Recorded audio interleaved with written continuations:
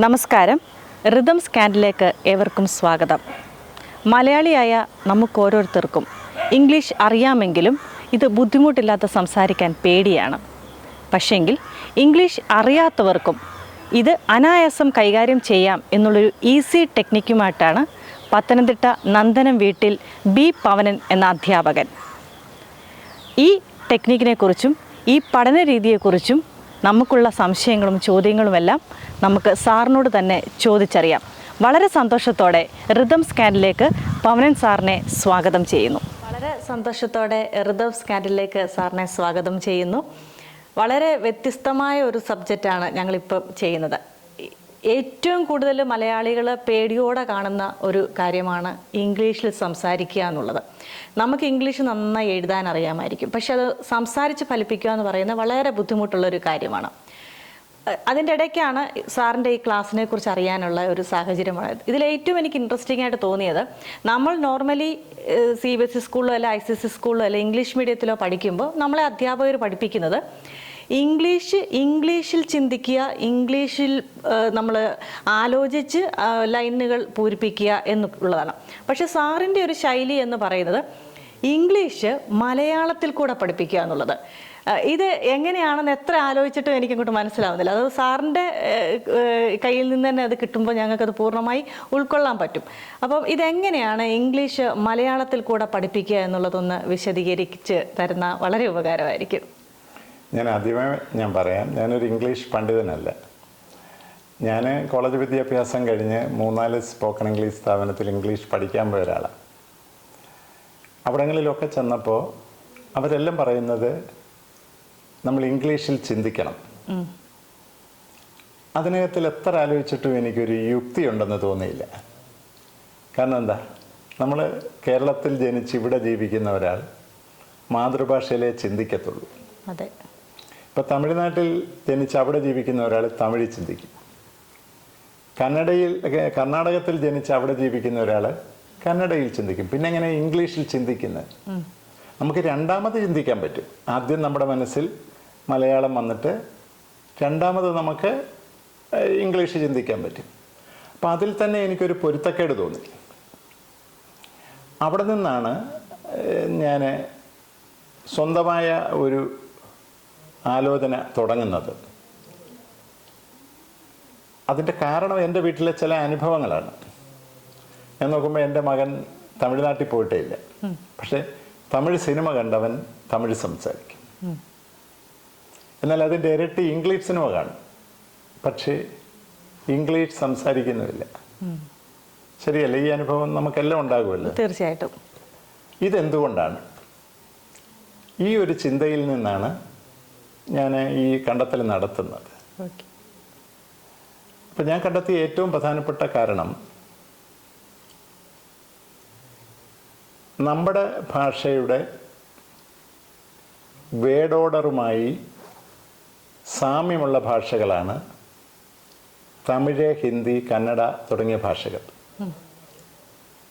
Word order എന്ന് പറഞ്ഞാൽ വാക്കുകൾ വെക്കുന്ന ക്രമത്തിനാണ് ഈ വേർഡ് ഓർഡർ എന്ന് പറയുന്നത്. ഇപ്പോൾ മന്ത്രിയെ കാണാൻ ഞാൻ ഇന്നലെ ഡൽഹിക്ക് പോയി. നമ്മൾ ആദ്യം മന്ത്രി പറഞ്ഞു, രണ്ടാമത് കാണാൻ പറഞ്ഞു, മൂന്നാമത് ഞാൻ, നാലാമത് ഇന്നലെ, അഞ്ചാമത് പോയി. ഇതേ ക്രമത്തിലാണ് തമിഴിലും പറയുന്നത്. ഇതാണ് വേർഡ് ഓർഡർ എന്ന് പറയുന്നത്. ഇപ്പം നമ്മൾ മന്ത്രിയെ എന്ന് പറയും, അമച്ചറ എന്ന് പറയും. നമ്മൾ രണ്ടാമത് കാണാൻ എന്ന് പറയും, അവർ പാക്കേ എന്ന് പറയും. മൂന്നാമത് നമ്മൾ ഞാനെന്ന് പറയും, അവർ നാൻ എന്ന് പറയും. നാലാമത് നമ്മൾ ഇന്നലെ എന്ന് പറയും, അവർ നേത്തെന്ന് പറയും. അഞ്ചാമത് അവർ ഡൽഹിക്കെന്ന് പറയും, നമ്മൾ ഡൽഹിക്കെന്ന് പറയും.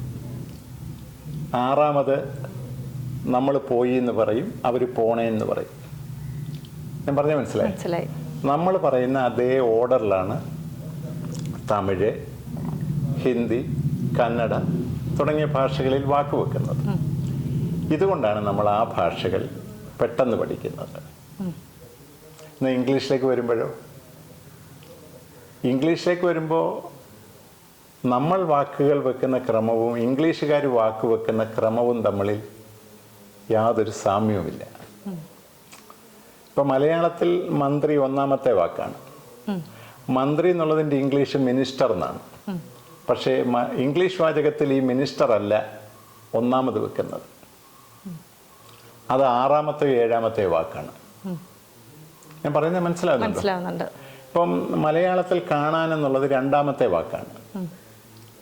ഇംഗ്ലീഷ് വരുമ്പോൾ രണ്ടാമത്തെ വാക്ക് കാണാൻ എന്നുള്ളതല്ല. അപ്പം നമ്മുടെ വേർഡ് ഓർഡറിലല്ല ഇംഗ്ലീഷ് ഭാഷ അതിൻ്റെ അറേഞ്ച് ചെയ്തിരിക്കുന്നത്. ഇതാണ് ഇംഗ്ലീഷ് മനസ്സിലാകാതെ പോകുന്നതിൻ്റെ കാരണം. അതല്ലാതെ നമുക്ക് ഇംഗ്ലീഷിൽ ചിന്തിക്കാത്തതോ അതല്ലെങ്കിൽ ഇംഗ്ലീഷ് സിനിമ കാണാത്തതോ ഇംഗ്ലീഷ് പത്രം വായിക്കാത്തതോ ഒന്നുമല്ല ഇംഗ്ലീഷ് മനസ്സിലാകാതെ പോകുന്നതിൻ്റെ കാരണം. ഇംഗ്ലീഷ് ഭാഷയുടെ വേർഡ് ഓർഡർ നമുക്കറിയില്ല എന്നുള്ളതാണ് ഈ ഭാഷ മനസ്സിലാകാതെ പോകുന്നതിൻ്റെ കാരണം. ഇതാണ് ഞാൻ ആദ്യം കണ്ടുപിടിച്ചത്.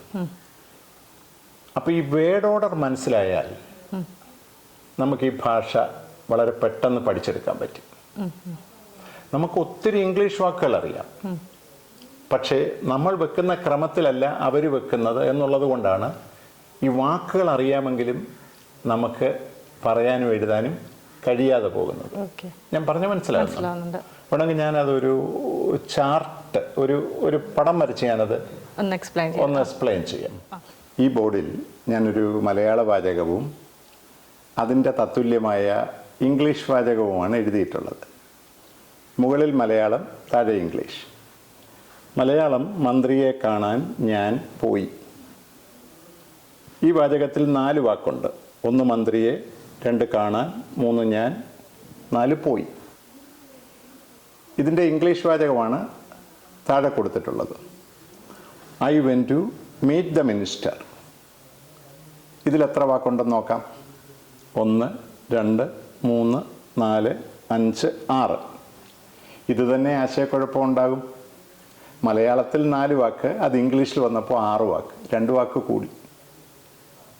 ഇനി നമുക്ക് വാക്കുകളുടെ സ്ഥാനങ്ങൾ ഒന്ന് പരിശോധിക്കാം.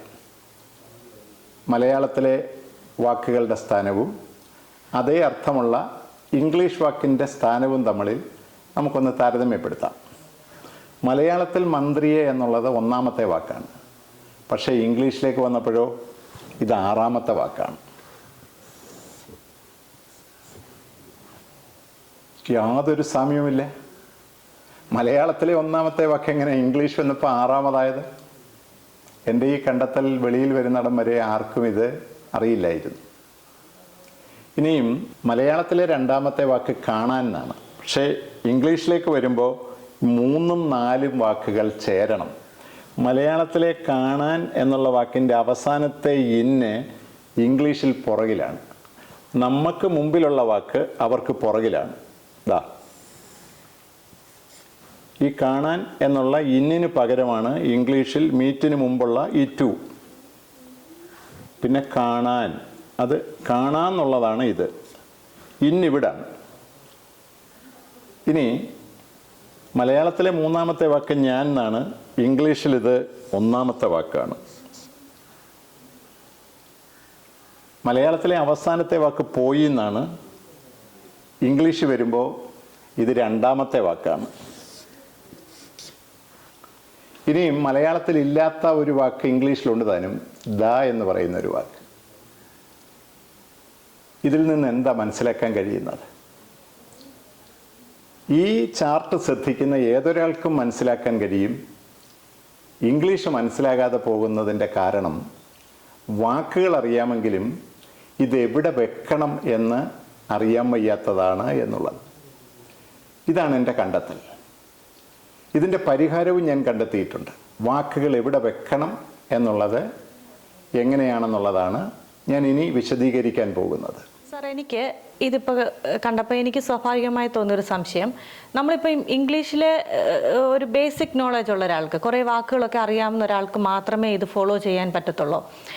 ഞാൻ കേട്ടത് സാർ ശരിക്കും ഇംഗ്ലീഷ് തീരെ അറിയാത്ത മലയാളം മാത്രം അറിയാവുന്ന ആൾക്കാർക്ക് പോലും ഇത് വളരെ സക്സസ്ഫുൾ ആയിട്ട് ചെയ്തു എന്നാണ്, ക്ലാസ്സസ് എടുത്തു എന്നാണ് എനിക്കറിയാൻ സാധിച്ചത്. അപ്പോൾ അതെങ്ങനെയാണ് ഒന്ന് സാർ വിശദീകരിക്കാമോ? പറയാം.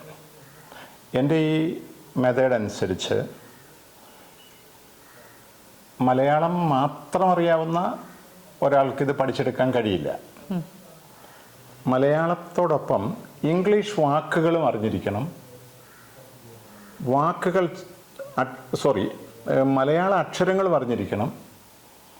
അക്ഷരങ്ങൾ ചേർത്തുള്ള വാക്കുകളും അറിഞ്ഞിരിക്കണം. ഇപ്പം GO ഗോ, WENT വെന്റ്.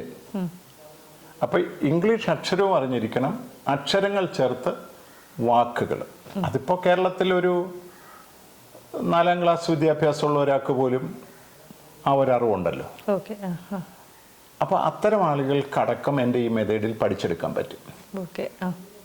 ഇനി അതല്ല, ഇംഗ്ലീഷ് അക്ഷരങ്ങൾ പോലും അറിയാൻ വയ്യാത്ത ആളിനും പഠിക്കാം. പക്ഷേ അത് സ്പോക്കൺ ഇംഗ്ലീഷ് മാത്രമേ പറ്റൂ. സ്പോക്കൺ ഇംഗ്ലീഷ് പറ്റും. അത് കേട്ടിട്ട് ഇംഗ്ലീഷ് മലയാളത്തിൽ എഴുതിയെടുക്കണം. പറഞ്ഞ മനസ്സിലായി? ഇപ്പോൾ I went to ട്രിവാൻഡ്രം എന്നുള്ളതിൻ്റെ I അത് മലയാളത്തിൽ എഴുതണം. വെന്റ് അങ്ങനെ എഴുതി പഠിക്കാനാണെങ്കിൽ മലയാളം മാത്രം അറിയാവുന്നവർക്കും ഇത് പഠിച്ചെടുക്കാൻ പറ്റും. അപ്പൊ സംസാരിക്കാൻ അവരെ കൊണ്ട് സാധിക്കും. അത് അവരെ കൊണ്ട് സംസാരിക്കാൻ പറ്റും. നമുക്ക് റൈറ്റിംഗ് കൂടെ വേണമെങ്കിൽ ഇംഗ്ലീഷ് അക്ഷരങ്ങളും അറിഞ്ഞിരിക്കണം, അത് ചേർത്തുള്ള അക്ഷരങ്ങൾ ചേർത്തുള്ള വാക്കുകളും അറിഞ്ഞിരിക്കണം. പിന്നെ ഗ്രാജുവലി നമ്മൾ ഇതിങ്ങനെ യൂസ്ഡായി വരുമ്പോൾ സ്വാഭാവികമായിട്ടും വാക്കുകളുടെ എണ്ണം നമ്മൾ അറിയാതെ തന്നെ കൂടുതൽ പഠിക്കാൻ പറ്റുമായിരിക്കും. അത് ഞാൻ പറഞ്ഞുതരാം. എൻ്റെ മറ്റൊരു പ്രധാനപ്പെട്ട കണ്ടെത്തൽ എന്താണെന്ന് വെച്ചാൽ, ഞാൻ ഇംഗ്ലീഷ് ഭാഷയിലും മലയാള ഭാഷയിലും 8 തരത്തിലുള്ള വാക്കുകൾ ഉണ്ടെന്ന ഒരു കണ്ടെത്തൽ കൂടി ഞാൻ നടത്തിയിട്ടുണ്ട്. ഇത് നമ്മൾ ഇംഗ്ലീഷ് പഠിക്കുമ്പോൾ ഗ്രാമറിൽ 8 തരം ഇംഗ്ലീഷ് വാക്കുകൾ ഉണ്ടെന്ന് നമ്മൾ പഠിച്ചിട്ടുണ്ട്. നൗൺ, പ്രോനൗൺ, വെർബ്, അഡ്വർബ്, അങ്ങനെയുള്ള ഒരു തരംതിരിവല്ലിത്. ഇത് ലോകത്ത് തന്നെ ആദ്യത്തെ ഒരു കണ്ടെത്തലാണ്. ഭാഷയിൽ 8 തരം വാക്കുകളുണ്ട്. അതിലൊരു ഉദാഹരണം ഞാൻ പറയാം. സമയവാക്കുകൾ. നമ്മൾ നടത്തുന്ന എല്ലാ സംഭാഷണങ്ങളിലും ഒരു വാക്ക് സമയവാക്കാണ്. നീ ഇപ്പോൾ എവിടെ പോവാ, അതിനകത്തിൽ ഇപ്പോൾ എന്നുള്ള ഒരു സമയവാക്കുണ്ട്. കുറച്ചു മുമ്പ് നീ ആ വായനശാലയുടെ മുമ്പിൽ നിൽക്കുന്ന കണ്ടല്ലോ, കുറച്ചു മുമ്പ്.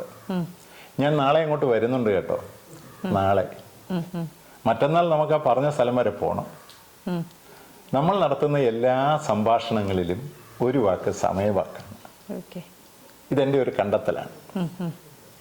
ഇനി മറ്റൊരു വാക്കുണ്ട്, ചോദ്യവാക്ക്. നീ ഇപ്പൊ എവിടെ പോവാ, എവിടെ. അതിൻ്റെ ഉത്തരം പറഞ്ഞു കഴിയുമ്പോൾ നീ എന്തിനാ പോകുന്നത്, എന്തിന്. അതിൻ്റെ ഉത്തരം കിട്ടിക്കഴിയുമ്പോൾ നീ ആരുടെ കൂടാ പോകുന്നത്, ആരോടൊത്ത്. ചോദ്യവാക്കുകൾ. ഇതൊന്നും ലോകത്ത് ഇന്ന് വരെ ഒരു ഭാഷയിലും ഇങ്ങനെ പഠിപ്പിക്കുന്നില്ല. ഉണ്ടോ? പഠിപ്പിക്കുന്നുണ്ടോ? ഇല്ല. അപ്പൊ ഇങ്ങനെ 8 തരം വാക്കുകൾ ഇംഗ്ലീഷ് ഭാഷയിലുമുണ്ട്, മലയാളത്തിലുമുണ്ട്. ഈ 8 തരം വാക്കുകളിൽ നിന്നായി ഞാനൊരു 300ഓളം വാക്കുകൾ കണ്ടുപിടിച്ചിട്ടുണ്ട്. ഇതിലേറ്റവും പ്രധാനം പ്രവർത്തികളെ കുറിക്കുന്ന വാക്കാണ്. ഇത് പക്ഷേ എൻ്റെ കണ്ടെത്തലല്ല, ഇംഗ്ലീഷ് ഭാഷയിലും ഒക്കെ പ്രവർത്തികളെ കുറിക്കുന്ന വാക്കുകളെ കുറിച്ച് പറയുന്നുണ്ട്. ഒരു മനുഷ്യൻ്റെ തലയുടെ സ്ഥാനമാണ് ഈ 8 തരം വാക്കുകളിൽ പ്രവർത്തികളെ കുറിക്കുന്ന വാക്കുകൾക്കുള്ളത്. ഏറ്റവും പ്രധാനം പ്രവർത്തികളെ കുറിക്കുന്ന വാക്കുകൾക്കാണ്. പ്രവർത്തികളെ കുറിക്കുന്ന ഒരു 150 വാക്കുകൾ, മലയാള വാക്കുകൾ ഞാൻ കണ്ടെത്തിയിട്ടുണ്ട്. ഈ മലയാള വാക്കുകളുടെ തത്തുല്യമായി ഇംഗ്ലീഷ് വാക്ക് നമ്മൾ പഠിക്കണം. ഇപ്പൊ എടുത്തു എന്ന് വരുമ്പോൾ ഉടൻ ടുക്ക് എന്ന് പറയണം. കണ്ടു, സോ. പഠിച്ചു, സ്റ്റഡീഡ്. ഇങ്ങനെ പറയാൻ പഠിക്കണം. ഞാൻ പറഞ്ഞ മനസ്സിലായി? അതാണ് ഇതിനകത്തിലെ ഏറ്റവും പ്രധാനപ്പെട്ട കാര്യം. അല്ലെ മിനിഞ്ഞാന്ന് എന്ന് വരുമ്പോൾ ഡേ ബിഫോർ എസ്റ്റർഡേ എന്ന് പറയുന്നു. ഇതാരെ കൊണ്ടും പറ്റും. അതെ. ഈ വാക്കുകൾ ഈ 8 കാറ്റഗറിയിൽ നിന്നായിട്ട് ഞാനൊരു 300ഓളം വാക്കുകൾ കൊടുക്കും. ഇതുകൂടാതെ കേരളത്തിലെ ഏത് മലയാളിക്കും ഒരു 10-300 വാക്ക് ഓൾറെഡി അറിയാവുന്നതാണ്. അത് പേരുകളെ കുറിക്കുന്ന വാക്കുകളാണ്. ഇപ്പോൾ house, bed, bedroom, kitchen, bathroom, dining hall, father, mother, son, daughter, step, staircase, doctor, nurse, medicine, blood, blood bank, operation theatre, bus stand, bus, conductor, driver, cleaner. ഇങ്ങനെ എടുത്താൽ ഏത് മലയാളിയും ഒരു 10-300 വാക്ക് അറിയാവുന്നതായിട്ടുണ്ട്. ഇതുകൂടാതെ ഞാൻ കൊടുക്കുന്ന ഈ 300 വാക്ക്. അപ്പോൾ 600 വാക്ക് അറിയാവുന്ന ഒരാൾക്ക് എൻ്റെ മെത്തേഡിലൂടെ പഠിച്ചു കഴിയുമ്പോൾ അവൻ്റെ മനസ്സിൽ വരുന്ന കാര്യങ്ങൾ പറയാനും എഴുതാനുമുള്ള കഴിവ് കിട്ടും. അല്ല, പുസ്തകത്തിൽ വരുന്ന കാര്യമല്ല. പുസ്തകത്തിൽ മനുഷ്യന് മനസ്സിലാകാത്ത ധാരാളം കാര്യങ്ങളുണ്ട്. ഇപ്പം ഞാനാണെങ്കിൽ കഴിഞ്ഞ ആഴ്ചയിൽ ഒരു മലയാള ലേഖനം വായിച്ചു. എനിക്ക് വായിച്ചിട്ടൊന്നും മനസ്സിലായില്ല. അതിൻ്റെ അർത്ഥം എനിക്ക് മലയാളം അറിയില്ല എന്നല്ലല്ലോ. അപ്പോൾ പുസ്തകത്തിൽ കടിച്ച പൊട്ടാത്ത വാക്കുകളും പ്രയോഗങ്ങളും ഒക്കെ അതിനകത്തിലുണ്ട്. അത് ഞാനിപ്പോൾ തൽക്കാലം പഠിപ്പിക്കുന്നില്ല. മനുഷ്യന് പരസ്പരം മനസ്സിലാകുന്ന ഒരു ഭാഷയുണ്ട്. അതാണ് എൻ്റെ ഈ മെത്തേഡിലൂടെ ഞാൻ പഠിപ്പിക്കുന്നത്. അപ്പം നമ്മുടെ മനസ്സിൽ വരുന്ന മലയാളം ഇംഗ്ലീഷ് ആക്കാനാണ് ഞാൻ പഠിപ്പിക്കുന്നത്. അപ്പം അതുകൊണ്ട് രാഗത്തിൻ്റെ ഈ ചോദ്യം, ഇത് ഏത് വിഭാഗത്തിൽപ്പെട്ട ആളുകൾക്കും ഇത് പഠിച്ചെടുക്കാമോ എന്നുള്ള ചോദ്യത്തിൻ്റെ ഉത്തരം ഉയർന്ന വിദ്യാഭ്യാസമുള്ളവർക്കും ഒരു വിദ്യാഭ്യാസം ഇല്ലാത്ത ആളുകൾക്കും ഇത് ഒരു മലയാള ചെറുകഥ പഠിക്കുന്നത് പോലെ നമുക്ക് പഠിച്ചെടുക്കാൻ പറ്റും. ഈ പഠന രീതി എങ്ങനെയാണ് ഒരു വിദ്യാർത്ഥിയിൽ വർക്കപ്പ് ചെയ്യുന്നത്, അല്ലെങ്കിൽ ഈ പഠന രീതി എങ്ങനെയാണെന്നൊന്ന് സർ വിശദീകരിക്കാമോ? പറയാം. ഞാൻ പറഞ്ഞല്ലോ, 8 തരം വാക്കുകളിൽ നിന്നായി ഒരു 300ഓളം വാക്കുകൾ ഞാൻ കണ്ടെത്തിയിട്ടുണ്ട്. ഈ മലയാള വാക്കുകൾ മനസ്സിൽ വരുമ്പോൾ പെട്ടെന്ന് ഇംഗ്ലീഷ് വാക്ക് പറയാൻ പഠിച്ചിരിക്കണം. നിങ്ങൾ ഓരോരുത്തരും അങ്ങനെ പഠിച്ചിട്ടുണ്ടെന്ന് സങ്കല്പിക്കുക. ഇനി നിങ്ങൾ ചെയ്യേണ്ടുന്നത് നിങ്ങളുടെ മനസ്സിൽ സ്വാഭാവികമായി രൂപം കൊള്ളുന്ന മലയാള വാചകം എന്താണെന്ന് കണ്ടുപിടിക്കുക എന്നുള്ളതാണ്. അത് സ്വബുദ്ധിയുള്ള ഏതൊരു മനുഷ്യനും അവൻ ചിന്തിക്കുന്ന കാര്യങ്ങൾ എന്താണെന്ന് കണ്ടുപിടിക്കാൻ കഴിയുമല്ലോ. നിങ്ങളുടെ മനസ്സിൽ ഞാൻ ഇന്നലെ ആശുപത്രിയിൽ പോയി എന്നൊരു വാചകം രൂപപ്പെട്ടു എന്ന് സങ്കല്പിക്കുക. എന്താണ്? ഞാൻ ഇന്നലെ ആശുപത്രിയിൽ പോയി. ഇതിൻ്റെയൊക്കെ വാക്കുകൾ ഞാൻ തന്ന വാക്കുകളുടെ കൂട്ടത്തിലുണ്ട്. ഈ വാക്കുകളൊക്കെ നിങ്ങളുടെ മനസ്സിൽ വരുമ്പോൾ പെട്ടെന്ന് ഇംഗ്ലീഷ് വാക്ക് പറയാൻ നിങ്ങൾക്ക് കഴിവുമുണ്ടെന്നിരിക്കട്ടെ. ഞാൻ എന്ന് വരുമ്പോൾ ഉടൻ നിങ്ങൾ ഐ പറയും. ഇന്നലെ എന്ന് വരുമ്പോൾ എസ്റ്റർഡേ പറയും. ആശുപത്രിയിലേക്ക് ഇംഗ്ലീഷുകാരിൽ ലേക്ക് ആശുപത്രി എന്നാണ് പറയുന്നത്. നമ്മൾ അവസാനം പറയുന്ന ലേക്ക് അവർ പുറകിലാണ് പറയുന്നത്. ലേക്ക് ആശുപത്രി. ആശുപത്രിയിൽ നിന്ന് എന്നാണെങ്കിൽ അവർ നിന്ന് ആശുപത്രി എന്നാണ് പറയുന്നത്. ആശുപത്രിക്ക് വേണ്ടി എന്നാണെങ്കിൽ അവർ വേണ്ടി ആശുപത്രി എന്നാണ് പറയുന്നത്. അപ്പോൾ ആശുപത്രിയിലേക്കെന്നുള്ളത് ടു ദ ഹോസ്പിറ്റൽ, പോയി എന്നുള്ളത് വെൻ്റ്. അപ്പോൾ ഈ ഓരോ വാക്കിൻ്റെയും ഇംഗ്ലീഷ് വാക്ക് പെട്ടെന്ന് പറയാനുള്ള കഴിവ് നിങ്ങൾക്കുണ്ടെന്ന് സങ്കല്പിക്കുക. എൻ്റെ ടെക്നിക്ക് പഠിച്ചാൽ ഉടനെ നിങ്ങൾ എന്ത് ചെയ്യുമെന്നറിയാമോ? നിങ്ങളുടെ മനസ്സിൽ വന്ന ഈ മലയാള വാചകത്തെ ഞാൻ ഇനി പറയുന്ന വിധത്തിൽ മാറ്റി ചിന്തിക്കും. അതെങ്ങനെയാണെന്ന് വെച്ചാൽ, ഞാൻ പോയി ആശുപത്രിയിലേക്ക് ഇന്നലെ. ഇത്രയേ ഉള്ളൂ ക്ലാസ്. ഈ മലയാളമാണ് നിങ്ങൾ പഠിക്കേണ്ടത്. ഇതാണ് ഞാൻ പഠിപ്പിക്കുന്നത്, അല്ലെ ഇംഗ്ലീഷ് അല്ല ഞാൻ പഠിപ്പിക്കുന്നത്.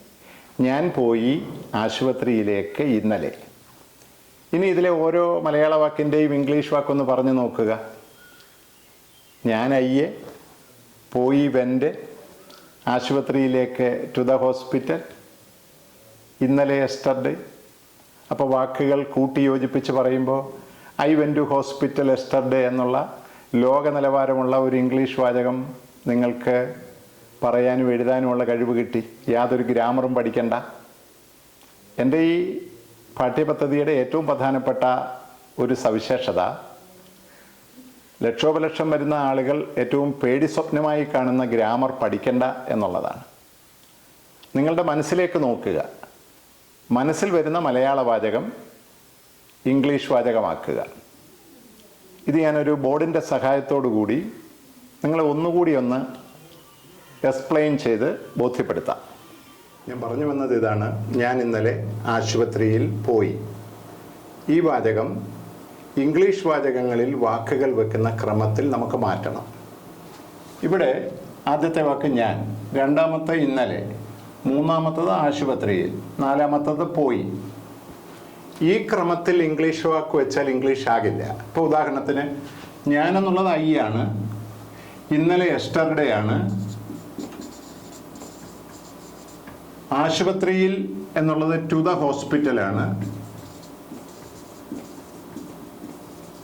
പോയി എന്നുള്ളത് വെൻ്റ് ആണ്. ഈ ക്രമത്തിൽ നിങ്ങൾ ഇംഗ്ലീഷ് വാക്കുകളൊന്ന് ഉപയോഗിക്കുന്നു എന്നിരിക്കട്ടെ. I yesterday to the hospital went, അത് ഇംഗ്ലീഷ് അല്ല. എന്നാൽ എൻ്റെ ടെക്നിക്ക് പഠിച്ചു കഴിഞ്ഞാൽ ഉടനെ നിങ്ങളുടെ മനസ്സിൽ വന്ന മലയാള വാചകത്തെ ഞാൻ ഇനി പറയുന്ന വിധത്തിൽ നിങ്ങൾ മാറ്റി പ്രതിഷ്ഠിക്കും. അതെങ്ങനെയാണെന്ന് വെച്ചാൽ, ഞാൻ പോയി ആശുപത്രിയിലേക്ക് ഇന്നലെ. എങ്ങനെയാണ്? ഞാൻ പോയി ആശുപത്രിയിലേക്ക് ഇന്നലെ. ഇതാണ് ഞാൻ പഠിപ്പിക്കുന്നത്. ഇതിൻ്റെ ടെക്നിക്കാണ് ക്ലാസ്സുകളിൽ പഠിപ്പിക്കുന്നത്. നിങ്ങൾ ആദ്യം ഞാൻ പറയും, രണ്ടാമത് പോയി പറയും, മൂന്നാമത് ആശുപത്രിയിലേക്കെന്ന് പറയും, നാലാമത് ഇന്നലെ പറയും. ഇതുകൊണ്ടാണ് ഞാൻ പറഞ്ഞത് ഇത് പഠിക്കാൻ വിദ്യാഭ്യാസ യോഗ്യത ഒരു ഘടകമേ അല്ല എന്ന്. ഇനി ഈ ക്രമത്തിൽ നിങ്ങൾ ഇംഗ്ലീഷ് വാക്കുകളൊന്ന് ഉപയോഗിച്ച് നോക്കൂ.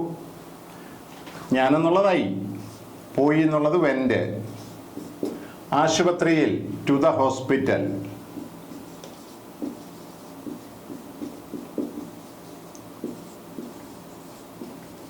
ഇന്നലെ യെസ്റ്റർഡേ. ലോക നിലവാരമുള്ള ഒരു ഇംഗ്ലീഷ് വാചകം രൂപപ്പെട്ടു, യാതൊരു ഗ്രാമറും പഠിക്കാതെ. ഇനി വേണമെങ്കിൽ നമുക്ക് മറ്റൊരു വാചകം ഒന്നുണ്ടാക്കി നോക്കാം. 10 മണിക്ക് ഞാൻ ഡോക്ടറെ കണ്ടു. ഇതിലെ ഓരോ മലയാള വാക്കിൻ്റെയും ഇംഗ്ലീഷ് വാക്ക് ഞാൻ ബോർഡിൽ എഴുതാം. 10 മണി എന്ന് പറയുമ്പോൾ 10 o'clock.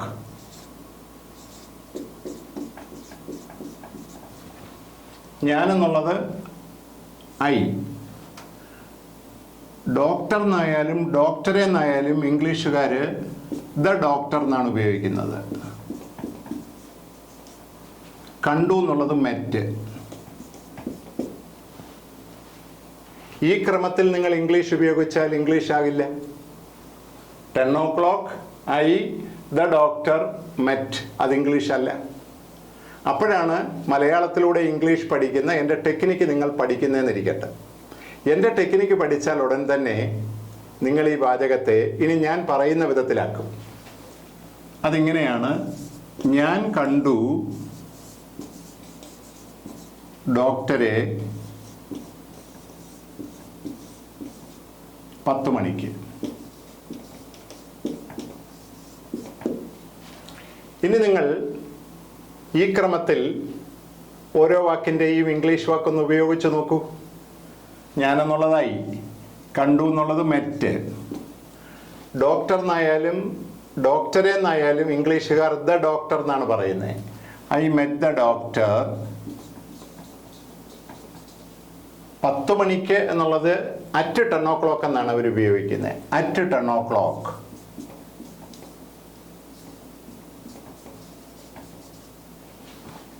ലോക നിലവാരമുള്ള ഒരു ഇംഗ്ലീഷ് വാചകം രൂപപ്പെട്ടു.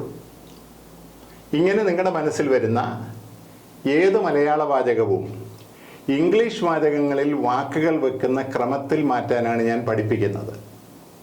അതിനുശേഷം ഓരോ മലയാള വാക്കിൻ്റെയും തത്തുല്യമായ ഇംഗ്ലീഷ് വാക്ക് നിങ്ങൾ പഠിച്ചാൽ മാത്രം മതിയാകും. നിങ്ങൾക്ക് യാതൊരു ഗ്രാമറും പഠിക്കാതെ ഇംഗ്ലീഷ് ഭാഷ അനായാസം സ്വായത്തമാക്കാം. സർ, ഈ ഒരു പഠന രീതിയിൽ ഒരു വിദ്യാർത്ഥി വന്നാൽ എത്ര നാളും കൊണ്ട് നമുക്ക് ഒരു ഇംഗ്ലീഷ് സംസാരിക്കുന്ന ഒരു രീതിയിലേക്ക് എത്താൻ പറ്റും? ഇതൊരു പ്രധാനപ്പെട്ട ചോദ്യമാണ്. നമ്മുടെ കേരളത്തിലും ഇന്ത്യയിലുമൊക്കെ സ്പോക്കൺ ഇംഗ്ലീഷ് സ്ഥാപനങ്ങൾ നടത്തുന്നവരെല്ലാം 2 മാസം കൊണ്ട് ഇംഗ്ലീഷ് പഠിപ്പിക്കുമെന്നാണ് പ്രചരണം നടത്തിക്കൊണ്ടിരിക്കുന്നത്. ഞാൻ പറഞ്ഞല്ലോ, ഞാൻ തന്നെ ഇത്തരം പ്രചരണങ്ങളിൽ മയങ്ങി 4 സ്പോക്കൺ ഇംഗ്ലീഷ് സ്ഥാപനത്തിൽ പോയ ഒരാളാണ്. ഒരിക്കലും 2 മാസം കൊണ്ട് ഇംഗ്ലീഷ് എന്നല്ല ഒരു ഭാഷയും പഠിക്കാൻ കഴിയില്ല. ഇപ്പം നമ്മുടെ ഭാഷയായിട്ട് ഏറ്റവും സാമ്യമുള്ള ഭാഷയാണ് തമിഴും ഹിന്ദിയും. ആ ഭാഷ നല്ലപോലെ സംസാരിക്കുന്ന ധാരാളം ആളുകൾ നമ്മുടെ ചുറ്റുവട്ടത്തുണ്ടല്ലോ. അവരെ കണ്ട് ഒന്ന് ചോദിച്ചു നോക്കുക, എത്ര നാളെടുത്ത് കാണും അവരാ ഭാഷ പഠിക്കാൻ? കുറഞ്ഞതൊരു 3 വർഷം എടുത്ത് കാണും. അപ്പോൾ ഇങ്ങനെ ഈ 2 മാസം കൊണ്ട് പഠിപ്പിക്കാൻ കഴിയുമെന്ന് പറയുന്നത്, അതെനിക്ക് തോന്നുന്നു ജനങ്ങളുടെ ആഗ്രഹം ചൂഷണം ചെയ്ത് പൈസ ഉണ്ടാക്കാനുള്ള ഒരു ഏർപ്പാടാണെന്ന് തോന്നുന്നു.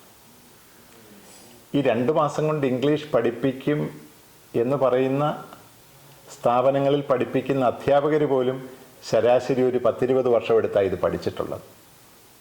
20 വർഷം എടുത്ത് പഠിച്ചവർ എങ്ങനെ 2 മാസം കൊണ്ട് പഠിപ്പിക്കാൻ കഴിയും? എന്നാൽ എൻ്റെ ഈ മെത്തേഡിൽ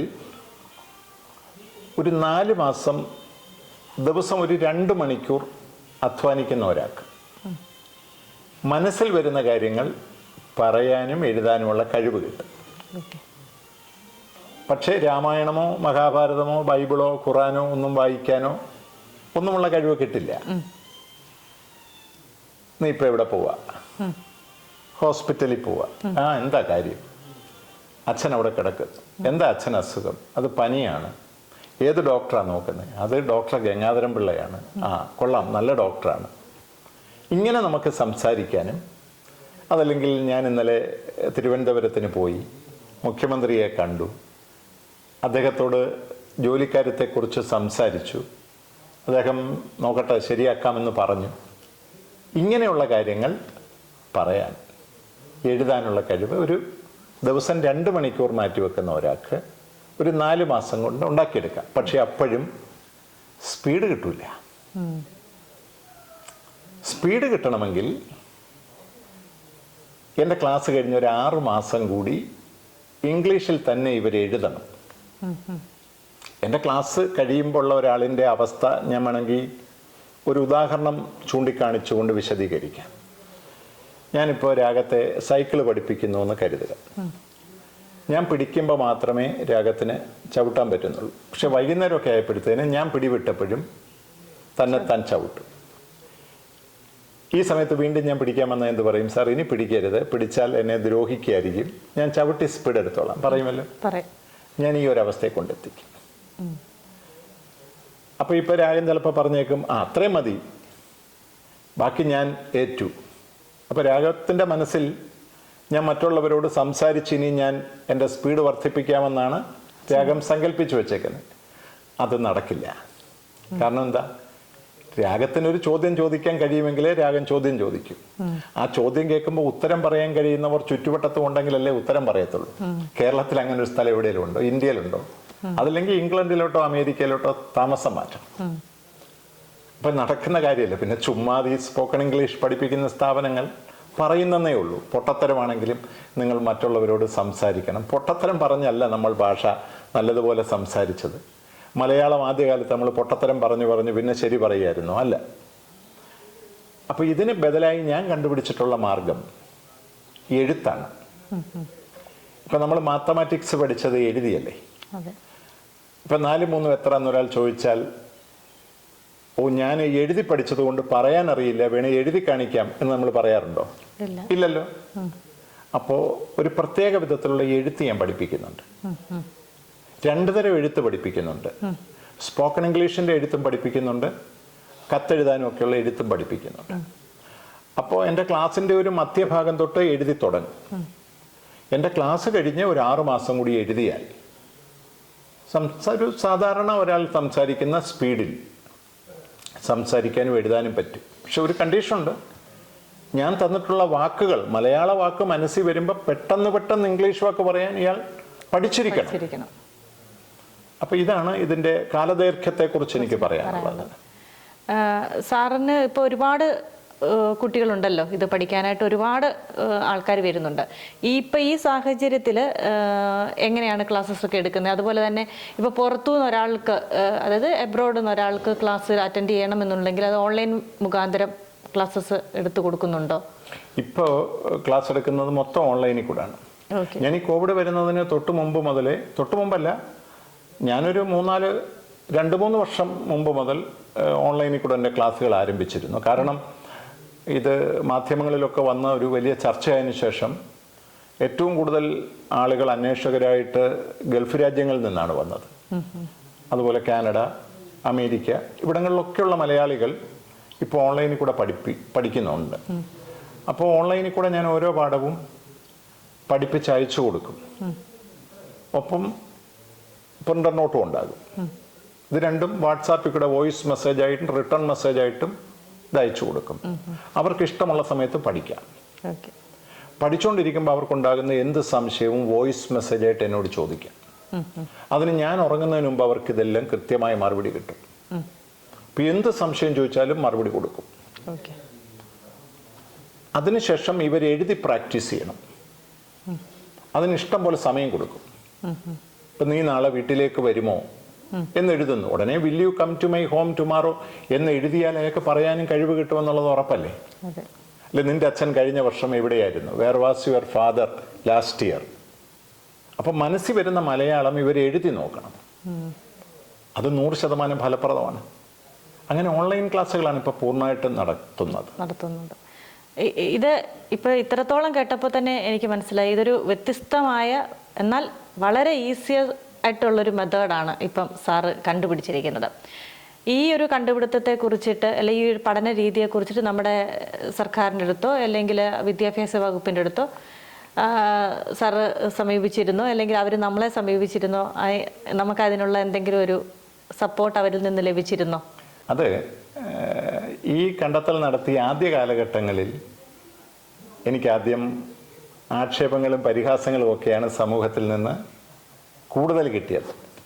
കുറച്ച് മാത്രമേ നല്ല വാക്കുകൾ കിട്ടിയിരുന്നുള്ളൂ. കാരണം ഞാൻ അവരെ കുറ്റപ്പെടുത്തുന്നില്ല. ഇംഗ്ലീഷ് മലയാളത്തിലൂടെ പഠിക്കുക എന്ന് പറഞ്ഞാൽ ഈ കണ്ടുപിടുത്തം നടത്തുന്നതിന് മുമ്പേ എന്നോടാരെങ്കിലും പറഞ്ഞാൽ ഞാൻ പോലും പറഞ്ഞേനെയും ഈ കണ്ടുപിടിച്ചവന് തലയ്ക്ക് സ്ഥിരതയില്ലാന്ന്. അപ്പോൾ അതുകൊണ്ടാകാം ആദ്യകാലങ്ങളിൽ സമൂഹം ഇത് അവിശ്വസനീയതയോടുകൂടിയാണ് ഇത് നോക്കിക്കണ്ടത്.